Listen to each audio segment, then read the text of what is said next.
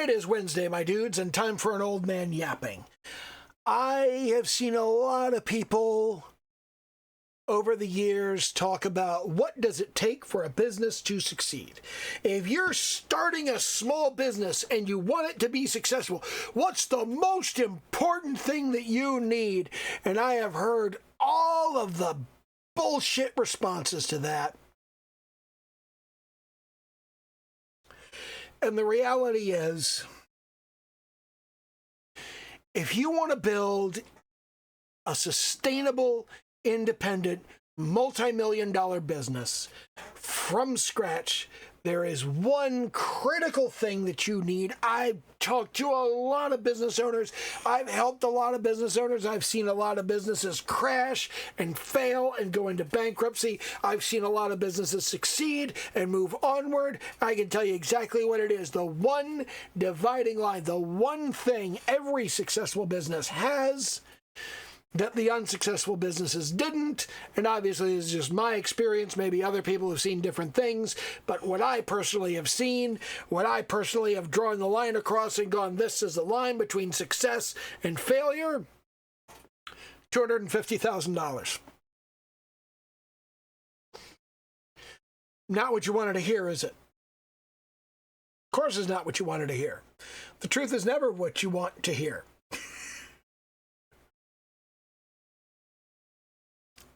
When I was younger, much younger, I don't know, like many of you weren't even fucking born yet. Do you remember the Y2K problem when the year 2000 was getting close, around 1996, 1997, everybody started to go, oh my God, all of the numbers in the software are only 2 digits. What's going to happen when it's 2000 and they roll around to 0? And suddenly you can't just subtract the old date from the new date to see how long ago something is, because it's different. It's lower. You get a negative number.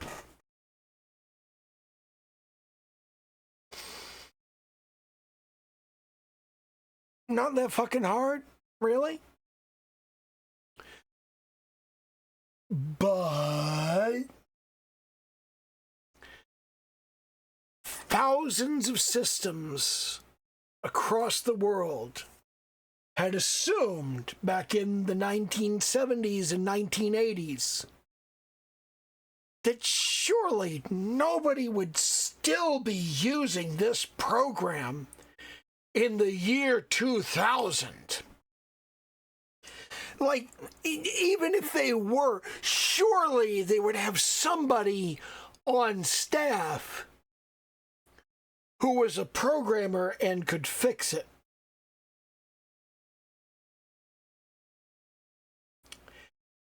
Turns out, no, that's not how it works. That's not how it goes.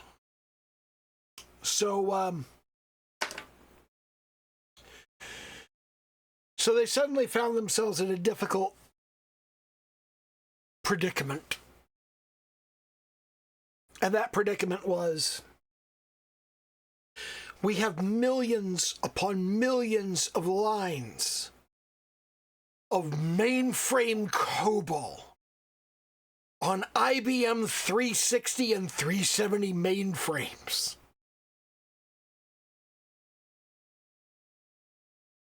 And we can't find anyone who knows how to work on them.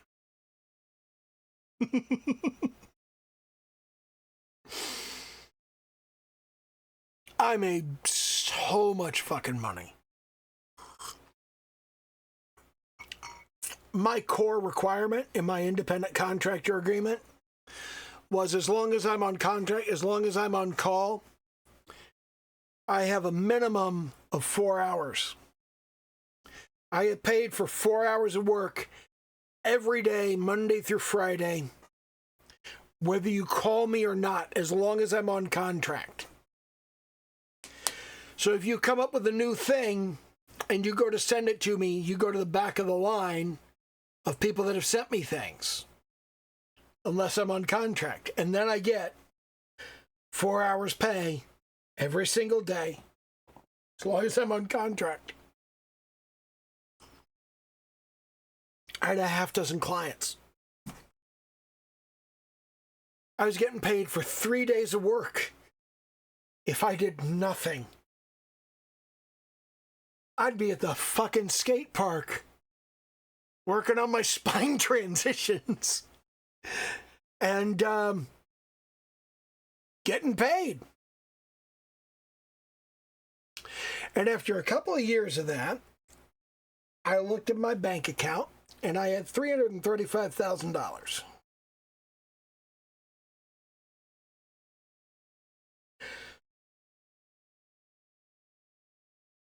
That's kind of fucking insane. And I went, well, now I am going to do the thing I've always wanted to do, and I am going to become a video game developer.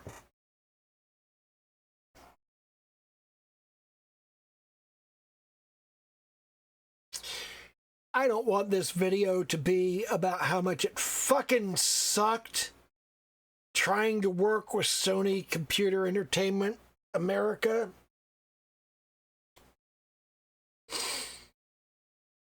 How much of a pain in the arse it was trying to deal with Epic Game Studios and Tim fucking Sweetney, who is the goddamn devil.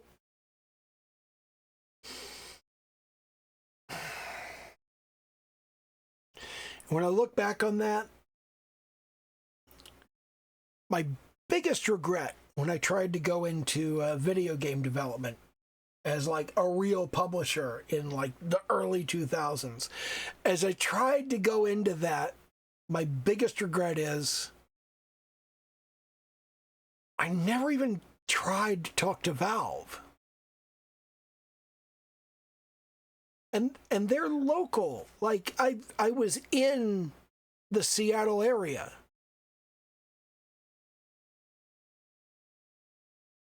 Didn't even try talking to Gaben. Tried talking to Tim fucking Sweetney. A half dozen other people. You want to have some real fun? If you search the Game Developer Archives, there used to be a magazine called Game Developer. In fact, if you'll indulge me for a moment, Game Developer magazine was a thing that existed. And I was an early subscriber. Back in the days that you could only get this magazine if you were a legitimate game developer and you sent in an application and it was approved. So yeah, I was a subscriber to Game Developer magazine back in those days. And later they became an online-only thing, and they just had a website. And I was on their website one day, and there was a guy talking about why the Windows game ecosystem was completely fucked up, because it was designed to deprive his company of access to the advertising and marketing information of children.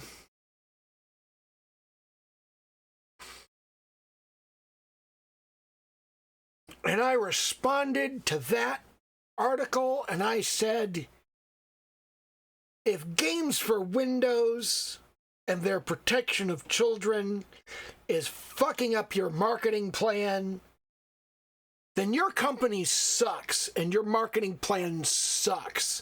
And you have a massive moral and ethical problem that you need to fucking handle before you go releasing games at all. You can find that if you go searching for it. And the fun part is, I wrote that response to that article the day before I interviewed at that company for a job. You can't make it up, folks. I mean, you could, but nobody would believe you. People don't believe you even when it's true. But, yeah.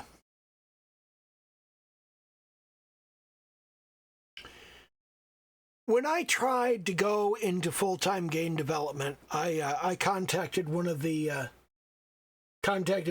game developers that I really admired, Garth Bigelow. He had written a door game called Ultimate Universe, and I offered to buy the rights to Ultimate Universe from him for $5,000, and I sent him some money toward that. I sent him $37.50, I think. I sent him the initial payment was $2,000. What was it? I think it was 3 payments.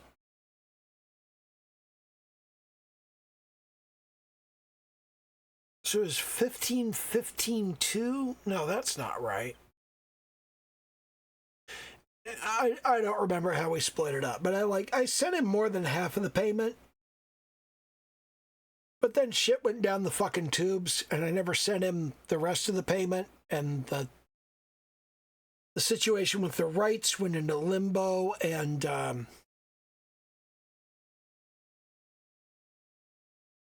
he was talking about just going ahead and making it open source, and I was like, if you want to make it open source, you kind of need to buy back the rights from me. I mean, I have sent you like over $3,000.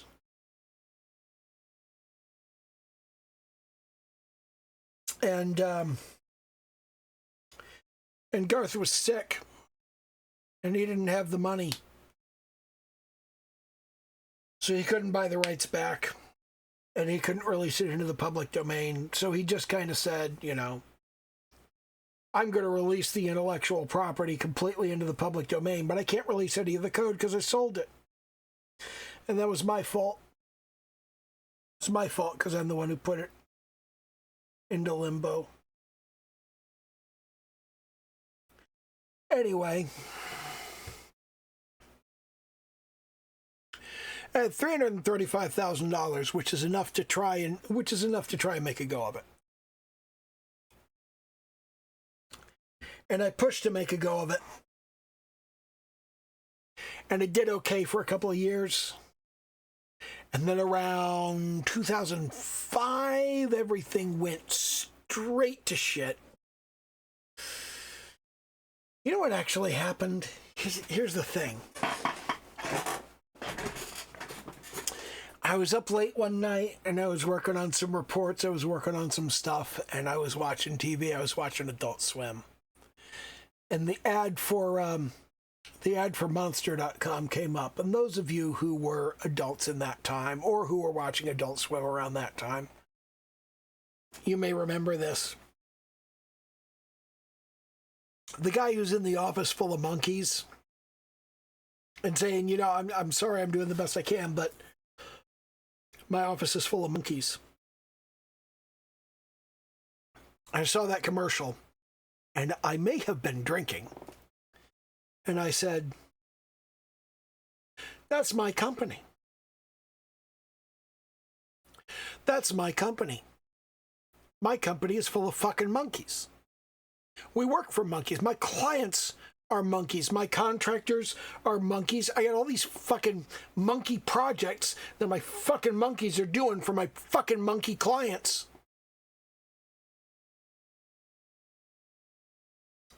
And the next day, I went into work, and I started firing all the fucking monkeys. I had about 20 people working for me at the time. And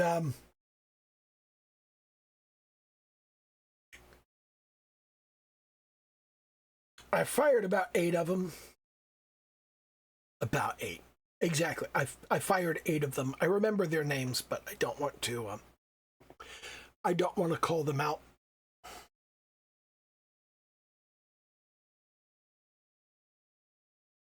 So I fired 8 people, and I fired 4 clients.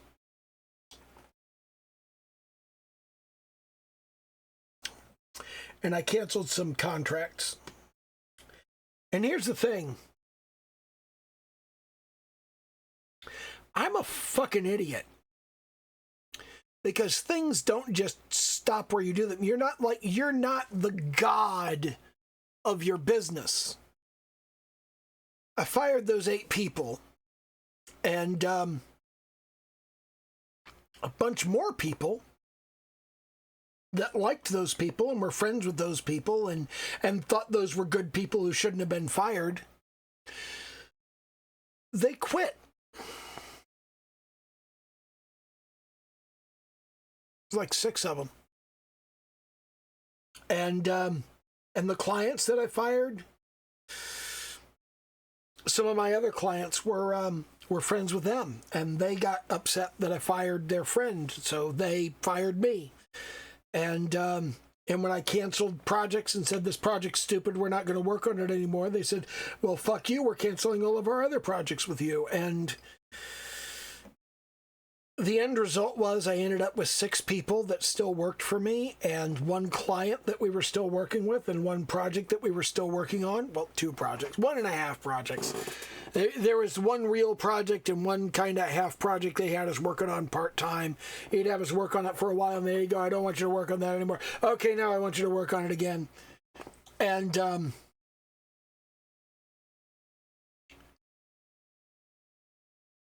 And I ended up in like real financial trouble with that, because that client said,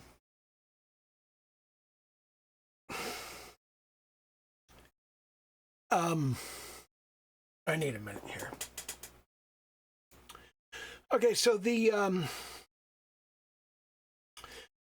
client said, now that I'm your only client, you're going to have to do things my way because I hold the future of your company in my hands. And I said, go fuck yourself, Trent. Nobody likes you.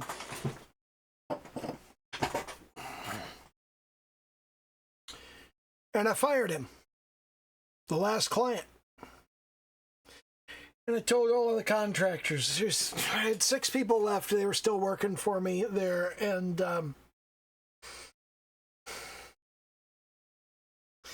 I told them he was no longer a client, and they were to drop their work immediately, and they were to leave.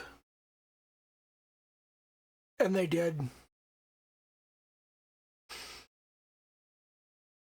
And I faxed him the final invoice.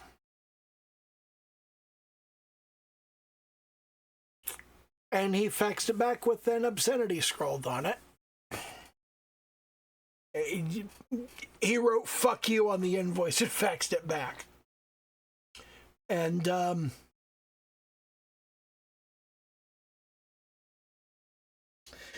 was faced with a difficult decision, and that difficult decision was, would I go into personal debt to the tune of $80,000 to pay my 6 contractors what they were owed and their severance and send them on their way? Or would I declare bankruptcy and tell them all to pound sand?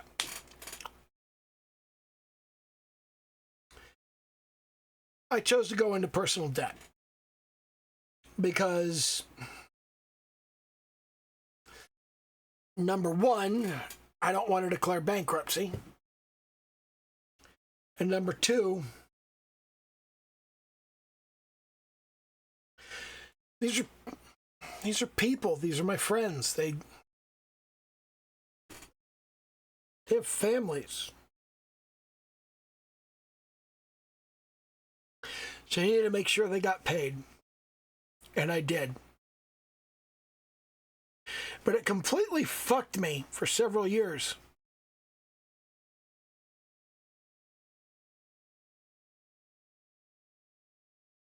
Anyway, that was me fucking up. That was me doing the wrong thing.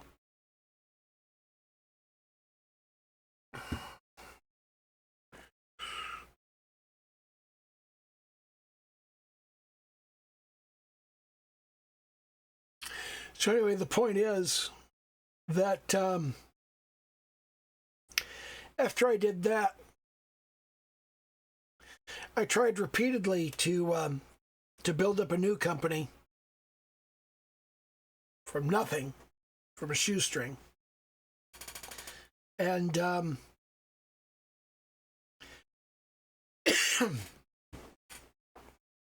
and I would always do okay for a while, but then everything would collapse because as soon as anything unexpected happened, I hadn't the reserves to weather it. As soon as anything went even the least bit sideways, I can't count the number of times that $5,000 or $10,000 would have made the difference in something I was doing, and it's just like a little thing fucks up. It's like I got $80,000 on the hook, but I need $5,000 to make it happen. I don't have it, so that $80,000 goes down the fucking tubes.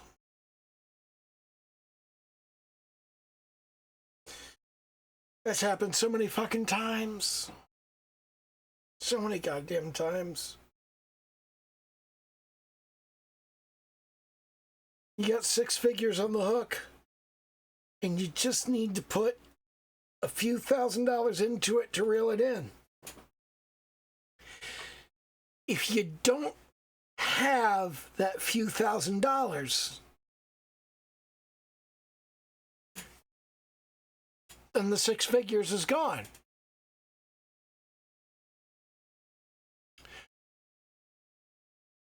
People say opportunity only knocks once, and that's not true. Opportunity knocks all the fucking time. It's just that when opportunity knocks,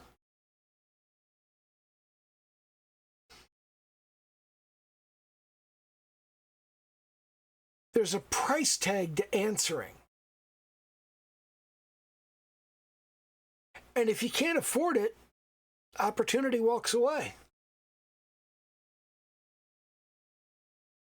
I can't count the number of times I've had opportunity knock, and I haven't had money to stop it from walking away.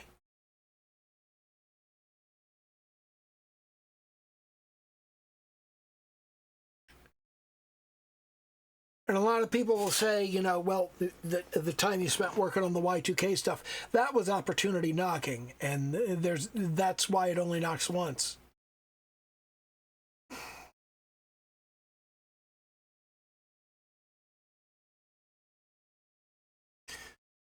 Having the funds to respond to the knock isn't the opportunity. The opportunity keeps coming back over and over again, and if I just had the resources to respond, there are so many occasions that I could have made shit happen. So anyway, my point is, insofar as I have a point, save some fucking money, stack some shit aside so that when opportunity knocks,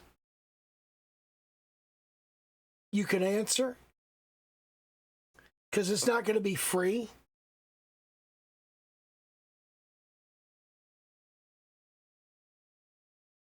And I know it's hard to put money aside. I know it's hard to work on that. I mean,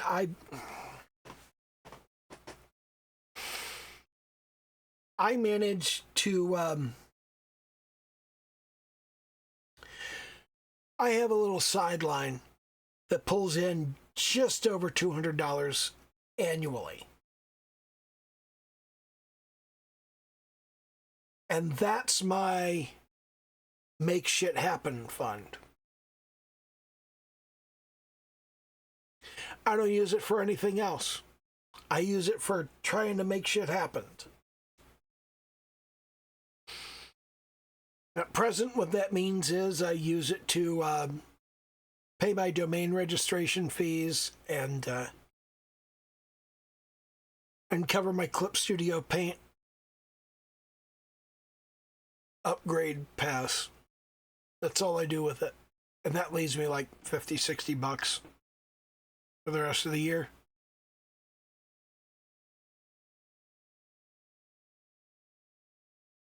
You have to box everything up. You have to put stuff in boxes so that things are covered when you need them to be covered. And I may only have 50 or 60 bucks to respond to opportunity, but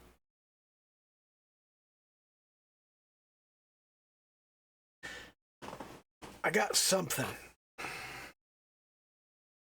God, this is fucking depressing. Do a little YouTube dance, like, comment, subscribe, all that happy horse shit.